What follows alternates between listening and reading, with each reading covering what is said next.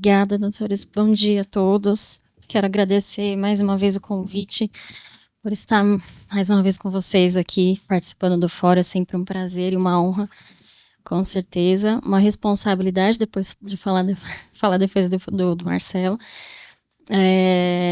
E acho que você trouxe bastante alguns pontos assim que eu tinha até reunido aqui para a gente conversar um pouco.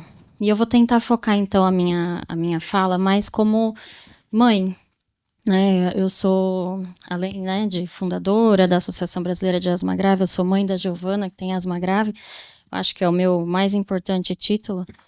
E então a gente, como paciente, como cuidadora, a gente sabe, de fato, né, na pele das barreiras, desses desafios aí, para a gente conseguir alcançar uma equidade no tratamento, no acesso em saúde, né? Então, inclusive o Marcelo falou, né, sobre isso. Acho que a taxa de óbito é muito alta, né?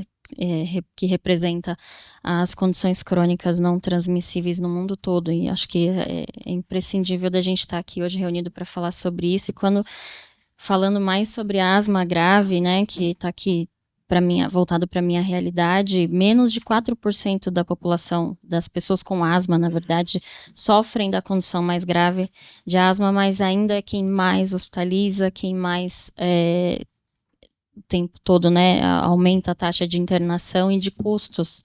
E quando a gente fala de custo, no Brasil, cerca de 90% dos gastos com medicamento, com tratamento em geral da asma grave ainda sai dos bolsos das famílias, né? Isso não vem do SUS, isso não vem do sistema de saúde. Então, a asma grave ainda onera muito o paciente, ainda onera muito a família, né? Então, e isso tem alguns determinantes sociais que influenciam, né? A vulnerabilidade, a insegurança alimentar, impacta diretamente nesse acesso. Eu costumo sempre falar um pouco da minha experiência que quando faltou saúde dentro da minha casa, faltou tudo, né? Faltou trabalho, faltou saúde mental. Então, eu era uma mulher ativa, trabalhava, estudava, fazia faculdade, e aí a minha filha foi diagnosticada, assim, muito novinha, com uma doença grave, crônica, começou, assim, no terceiro ano de vida, muitas internações, eu passei a morar dentro do hospital praticamente, então eu não pude mais ser uma das provedoras, né, eu não poderia prover a casa junto com o pai da minha filha. Então faltou trabalho, faltou acesso, faltou saúde, faltou segurança alimentar muitas vezes dentro da minha casa. Então eu acho que as barreiras para um acesso em saúde, ela parte daí também, né?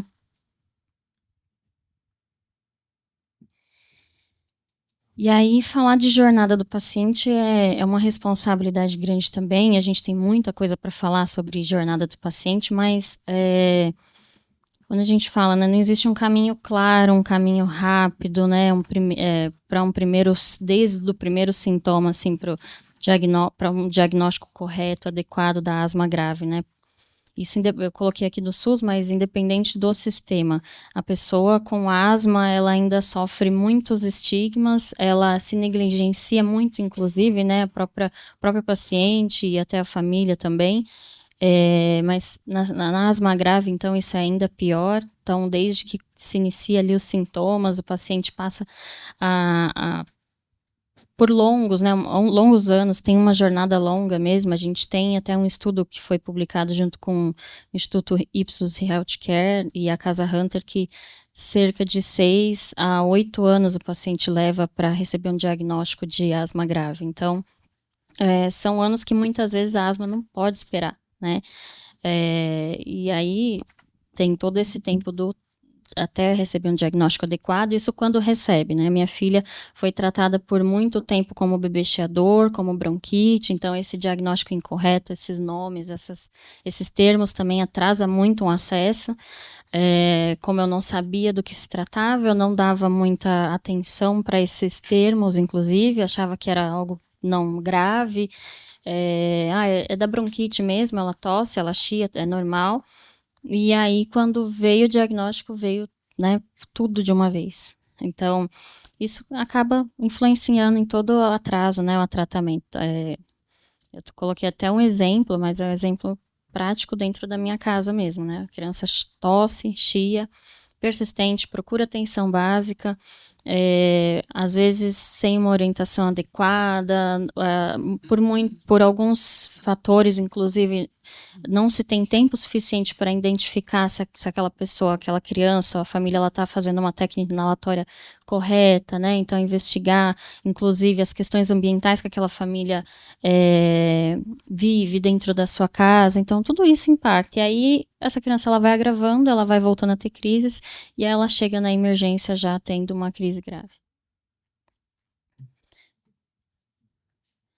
Então, para falar de barreiras, né, muitas eu tentei listar, resumir aqui. Então, a atenção primária, como todo mundo aqui já está muito interagido nesse assunto, a atenção primária, ela está, assim, sobrecarregada, né, e ela é a porta de entrada para o sistema de saúde. Então, como eu falei, o tempo limitado, às vezes, da consulta, do tempo ali com o paciente, isso acaba influenciando. É difícil fazer um diagnóstico de asma grave se a gente, às vezes, não tem tempo suficiente para conversar com o médico, para falar dos sintomas, né? A falta de acesso a exames básicos, e quando eu falo básico, é básico mesmo, espirometria. A gente tem inúmeros municípios que não têm acesso ainda à espirometria, não tem uma espirometria. O paciente muitas vezes precisa viajar quilômetros de distância para conseguir fazer uma espirometria, isso quando tem a oportunidade de viajar, né, condições, como fazer para ter acesso a esse exame. Falta de capacitação contínua dos profissionais, e aí eu digo da equipe multi mesmo disciplinar. Então, são fatores agravantes, né? E o custo disso é o atraso do paciente no acesso, né? Ele já chega na emergência tendo crise interna e tem um custo 10 a 15 vezes maior do que um acompanhamento regular. Quando a gente parte para atenção especializada, né? A gente também se depara com alguns gargalos. Então, as barreiras geográficas, organizacionais, como eu falei, às vezes o paciente precisa viajar para ter um acesso a um exame, a um profissional, a um especialista, né? A gente tem pacientes, eu sempre cito o Cauê, o nosso paciente, um dos mais antigos nossos que a gente acompanha, ele viaja cerca de 500 quilômetros 2 vezes no mês para conseguir passar com o pneumologista. E a sua jornada foi bem longa também do Cauê, né? Ele levou pelo menos 2 anos para conseguir passar em primeira consulta com o pneumologista, e esses 2 anos foram, assim, de várias internações, hospitalizações. O Cauê, ele é uma criança que tem uma asma muito grave, durante muito tempo saturava muito baixo, abaixo de 85, 84 em casa, em repouso. É uma criança bem grave mesmo. E ainda assim hoje, né, tem mais orientação, teve acesso aos tratamentos que ele precisa, mas essa distância ainda impacta muito no acesso dele, e a gente entende que poderia estar muito melhor se isso fosse, se a distância não fosse uma barreira, né? Então, os centros de referência, eles ainda estão muito distantes, o custo do deslocamento é muito alto para a família, nem sempre a gente tem esse deslocamento ali fornecido, né, pelo SUS, e a falta de estrutura também é bastante grande.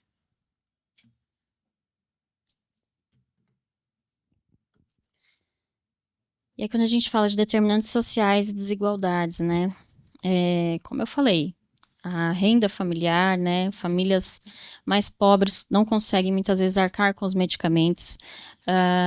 Na mesa de abertura a gente falou, né, sobre, algumas pessoas falaram sobre o avanço no PCDT, e realmente a gente tem que comemorar, mas tem muita coisa para fazer.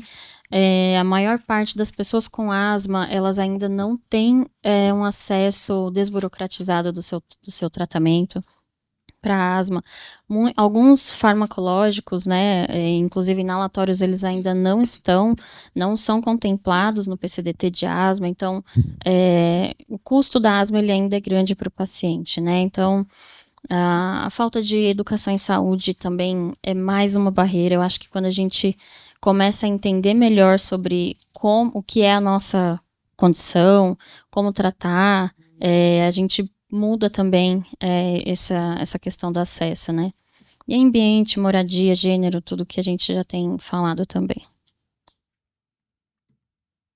As consequências disso, tudo isso que a gente vem, né, se deparando, exacerbações mais frequentes, a perda progressiva de função pulmonar, isso no caso da asma, mas em outras condições crônicas não transmissíveis também, a gente sabe o quanto a falta de acesso, né, impacta na piora do paciente. E aí, para falar um pouquinho do que funciona, né? Eu trouxe 2 exemplos aqui, não vou me aprofundar, mas acho que os programas, um programa bem estruturado de acesso à asma, os programas, eles são exemplos muito práticos e muito bons de como a organização no sistema ela pode funcionar bem, né? O programa do PROAR lá na Bahia é um exemplo brilhante de como reduzir 80%, mais de 80% ali dos atendimentos na emergência, né? Mais de 90% das hospitalizações do paciente. A gente também tem um exemplo lá de Londrina e eu acho que a gente tem que fortalecer isso e buscar trabalhar mais por novos programas, né? Fortalecer a atenção primária, eu vou pular isso que a gente já falou bastante também. Linha de cuidado, eu acho que é algo que a gente tem que reforçar, eu acho que a linha de cuidado integrada, inclusive, acho que as atenções elas têm que estar se conversando, atenção primária, secundária, o médico tem que saber o que aquele paciente, como que é a jornada dele desde a atenção primária, como ele está sendo tratado lá na atenção especializada e assim por diante, eu acho que tem que se conversar. Estou acabando. E o acesso a terapias inovadoras, volto a falar, né, um avanço brilhante a gente ter acesso aí a novos imunobiológicos, as pessoas com asma grave precisavam disso, a gente veio caminhando com isso ao longo dos anos, né, mas ainda falta muito acesso aos tratamentos inalatórios, que é a base do tratamento na asma. Para a gente começar a pensar no controle, a gente precisa desburocratizar isso, tirar ali da atenção da farmácia especializada, e esse é um caminho longo ainda que a gente, aliás, um caminho árduo, né? Espero não ser longo. Então, olhar para esses determinantes sociais e o papel do advocacy no terceiro setor, eu acho que é o que a grande chave aqui, como que a gente pode trabalhar em conjunto, né? Na associação, a gente tenta buscar, dar voz, né, pressão, uma pressão organizada, né, uma participação social mesmo, a gente dar voz às pessoas com asma grávida, às condições crônicas, trazer essas histórias reais para a mesa de negociação, acompanhar a implementação, cobrar resultados de fato, né, tornar esses pacientes protagonistas da sua própria saúde. Co-criar soluções com gestores, acho que é algo que a gente tem feito, né, todos os dias, levado propostas, tem feito ali uma presença significativa nas representações e a pesquisa também é algo importante. A gente tem apoiado pesquisas em várias regiões do país e a gente precisa de produzir evidência, né, para asma, condição crônica, isso é imprescindível para a gente começar alguma conversa. Então é isso, acesso ao diagnóstico precoce ao tratamento, né, a qualidade não é apenas uma questão médica, é uma questão de justiça social, equidade, eu acho que esses sistemas eles precisam funcionar. Desculpa trazer uma fala meio corrida que eu quis fazer dentro do tempo, mas é muita coisa mesmo que a gente precisa organizar e eu acho que a palavra-chave é isso, é organização, é gestão, não é difícil, é questão mesmo de interesse. A gente fala muito na questão das linhas de cuidados, mas a política nacional, uma política nacional também ela pode contribuir para isso. A gente tem trabalhado nessa pauta também, uma política nacional de atenção à pessoa com asma, para a gente organizar mesmo tudo que a gente já tem de acesso e, quem sabe, fazer com que essas engrenagens do sistema ela possa funcionar. Então, obrigada mais uma vez pelo convite. Contem com a Associação Brasileira de Asma Grave, comigo, e quero aprender ainda mais com vocês. Obrigada.